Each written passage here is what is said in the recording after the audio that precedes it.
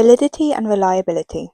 Internal validity. Whether effects measured are due to manipulation of IV and not other variables. Base validity.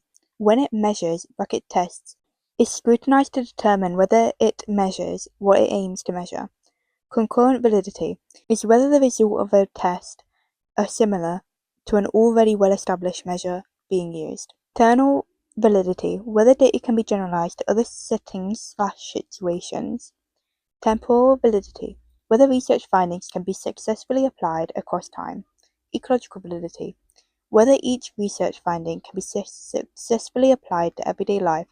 This is not about where the experiment is, it is about the tasks.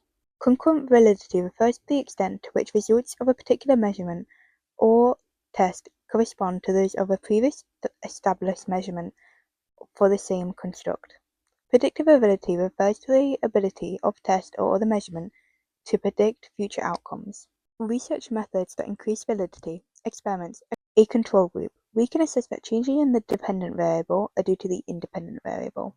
A standardized procedure minimizes the impact of investigated effects or participants' reactivity. Single or double-blind studies. We don't know the aims until they have taken part, therefore this doesn't affect the study. A license scale. This slows down social desirability. Anonymous data. This slows down social desirability. Compare some questionnaires and adjust based on this. Ensure all questions cannot be mistaken. Observations. Covert observations lead to minimal interaction from the researcher, which increases natural behavior. However, behavior categories are too broad, therefore behavior will come up in more than one category. Qualitative research. This is high in ecological validity than questionnaires. Depth and detail, it's better reflective of the participants, however, you still need to interpret it. You have to make sure that you have interpreted what the participants wanted you to. Demonstrates through coherence of researcher's story and include direct quotes. Use triangulation of different sources. Internal reliability, whether a measure is consistent within itself.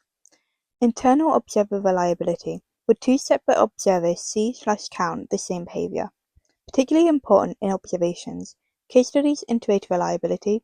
Interviews, iterative reliability.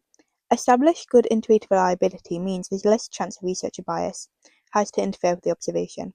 It doesn't need to be 100% identical. Compare the data with the two observations and find a correlation coefficient. External reliability, whether a test measure is consistent over time. To test this, do the same test twice to see if it has the same results. Involve presenting the same participant with the same test or questionnaire on two separate occasions and see whether there is a positive correlation between the two. Particularly useful for self-report questionnaires. They don't need to be identical. You collect two sets of data and see if there's a correlation. How to improve reliability. Observations.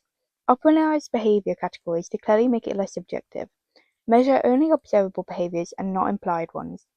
Behavior categories should not overlap.